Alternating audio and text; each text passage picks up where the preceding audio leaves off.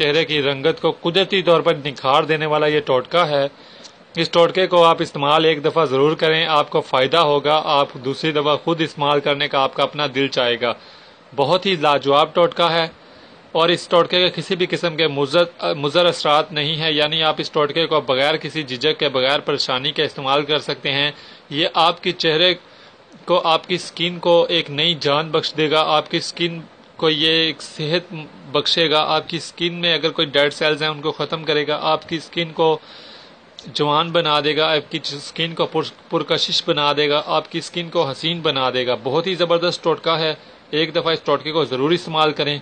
ناظرین، اس ٹوٹکے کے اجزاء یہ ہیں، ایک تو شہد ہے، ناظرین یہ دیکھ لیں، شہد کوشش کریں آپ کو کہ خالص شہد آپ لیں۔ یہ میرے پاس شہد پڑی ہے، 1 چمچ ناظرین شہد لینی ہے، 1 چمچ شہد لیں۔ اور ناظرین یہ ملتانی مٹی ہے، ملتانی مٹی بھی ناظرین ہم نے 1 چمچ لینی ہے۔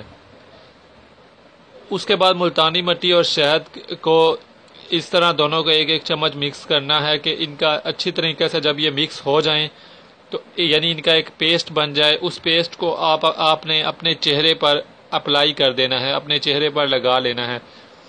پھر اپنے فیس پر آہستہ آہستہ ہلکی مساج کر دیں۔